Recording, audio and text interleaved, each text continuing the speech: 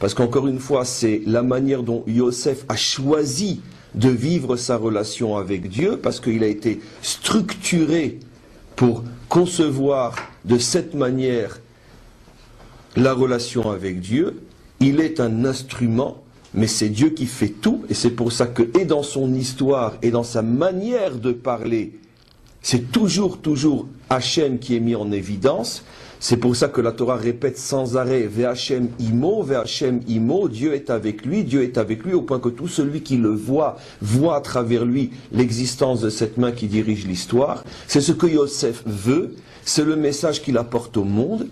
À l'extrême opposé, Yehuda, la Torah nous parle donc de ce qu'il fait sur terre, sans mentionner une seule fois l'existence et l'action de Dieu.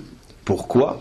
Parce que Yehuda est celui qui a choisi une autre manière de créer une relation avec Dieu, une autre manière qui est voulue par Dieu lui-même, puisque ce sont deux personnages bibliques.